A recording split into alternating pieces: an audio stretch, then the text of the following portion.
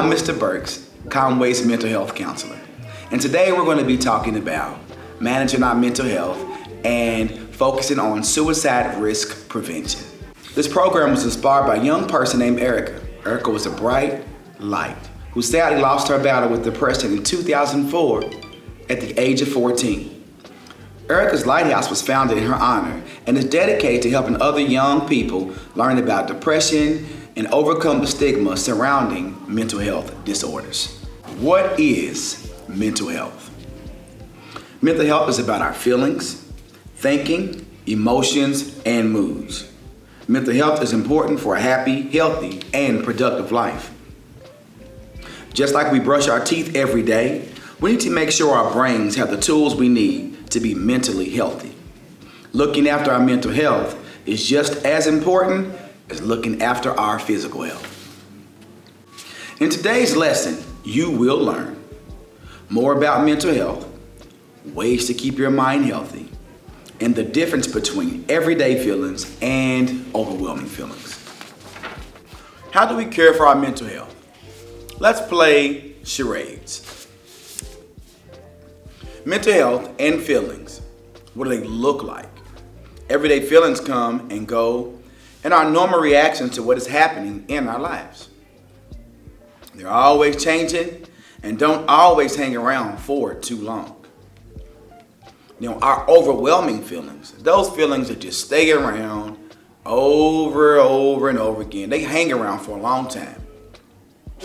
They change the way we feel and behave and may stop us from doing what we want in life. Have you heard people call them mental problems, mental illnesses, or mental disorders? Here are some examples of everyday feelings. Everyday feelings are happiness, joy, and disappointment. Those overwhelming feelings are loss, grief, and despair. On this thermometer, how are you feeling today? 0, feeling down. 10, feeling great, happy, and elevated. And sometimes we can feel right there in the middle. How do we feel today? Let's watch Sasha and Andre and learn more about feelings.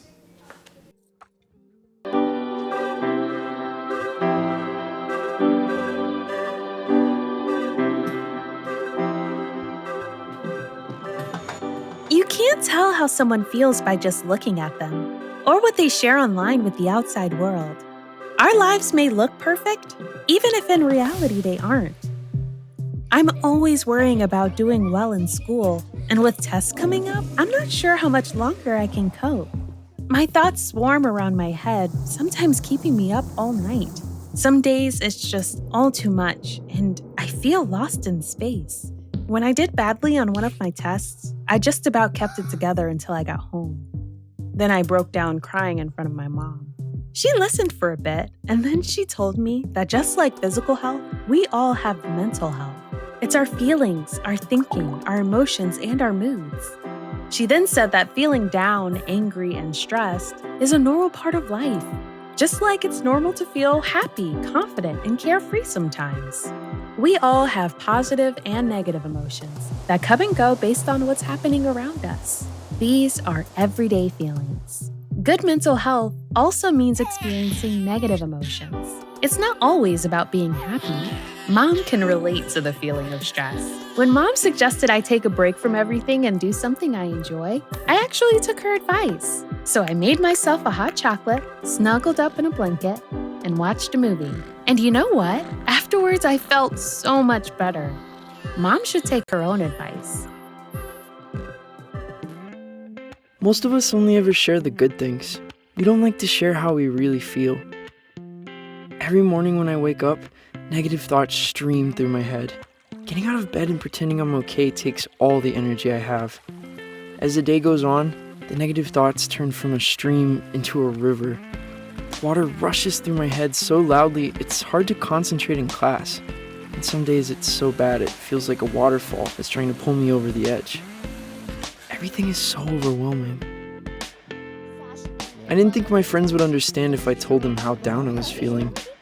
But when Sasha opened up to me about how stressed she was feeling, I told her. I wasn't sure how to bring up how I've been feeling, so I started by saying that I didn't feel like myself. Just her listening made me feel like she understood. She told me some things that had helped her, so I tried them too, but it didn't make much of a difference. Even when I tried to be around my friends, I felt alone. The things I used to enjoy weren't fun anymore. I was really worried about Andre and not sure what to do. He was quiet and wasn't hanging out with us like he used to, so I asked our teacher for some advice. He suggested that I get Andre to speak to him, since his negative feelings weren't going away. I didn't want to speak to an adult, but I also didn't want to keep feeling so down, so I went. He said that sometimes we have overwhelming feelings that can be more intense than our everyday feelings. These feelings hang around for a long time and change the way we feel, think, and behave. They can stop us from doing what we want to in life. That's what I was going through. He also said that if we're physically unwell, we let people know. We ask for help. It should be no different with mental health. Sometimes our overwhelming feelings are brought on because of things in our life. Sometimes they happen for no reason at all. After hearing this, I felt much less alone, and it felt good to talk. Scientists have found exercise can help when you're feeling low. So, my teacher encouraged me to sign up to the school soccer team, which Sasha was already in. I still have days when the river is there, but now I'm beginning to understand my mental health. I'm coping with my emotions and seeing a mental health professional. My teacher reminded me that my friends, my family, teachers, and lots of others at school are there to help just as much as he is. I had no idea that people around me could be so understanding, and while it's not always easy to talk about my mental health, the person I'm talking to might be able to help. If you don't feel like talking, that's fine. You could try writing, sports, reading, art, music, playing with your pet, whatever makes you feel better. If you're the person someone talks to when they're struggling, just listen, with no pressure or judgments. You don't have to have an answer. If you feel unsure about anything, you can speak to a trusted adult. Talking about mental health doesn't have to be difficult. It's something we all need to take care of, just like our bodies.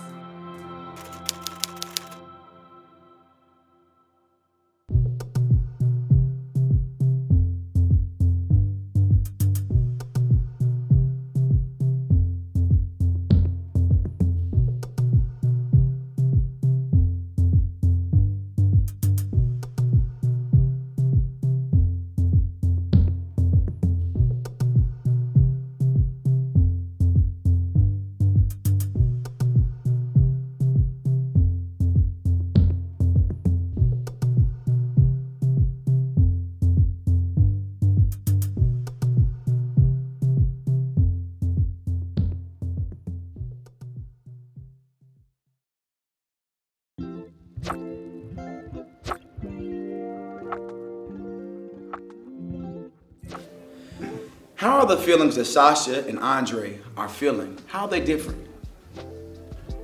What does Sasha do to manage her everyday feelings? What does Andre do to manage his overwhelming feelings? Overwhelming feelings can be difficult to admit to or talk about. What made it difficult for Andre to talk about his mental health? Teachers, please take 5 minutes to discuss what made it difficult for Andre to talk about his mental health and ask for help, and also what gets in the ways of good mental health. Stress. Too much stress can lead to overwhelming feelings. Sometimes our battery can be on empty or can be very low. Coping skills can help us manage life's challenges. Doing something you love, like a mindfulness activity such as walking and enjoying nature, or journaling, writing about how you feel and about certain things that might have happened during the day that you want to think about and get out of your mind. If you're concerned about yourself or a friend, talk to a trusted adult or someone who is reliable and dependable. And if you don't have a trusted adult in the building or at home, it is very important that you get one. How do you know a person is reliable? How do you know a person is dependable? Teachers, take 2 minutes to discuss these two questions. Who are trusted adults in your life? At home, in the community, or at school? After learning about mental health, we're passing around papers and the following questions, similar to or exactly like these questions on here.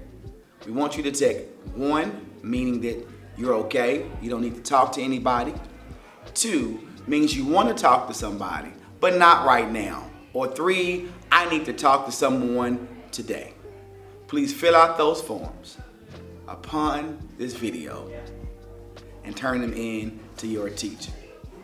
Put in your first and last name so that we can get in contact with you so we may speak to you. And remember, everyone deserves to have good mental health. And stress is a normal, but too much stress increases the risk of problems. Small improvements in nutrition, sleep, exercise, and other coping skills can help us to better manage our stress and achieve good mental health.